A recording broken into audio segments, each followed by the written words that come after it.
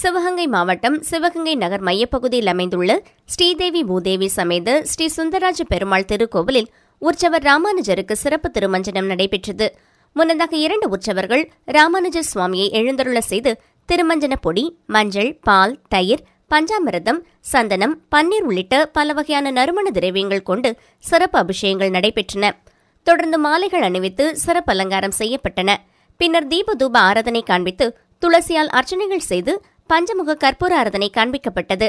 இதில் ஏராளமான பக்தர்கள் கலந்து கொண்டு ராமானுஜ சுவாமியை வழிபட்டனர்.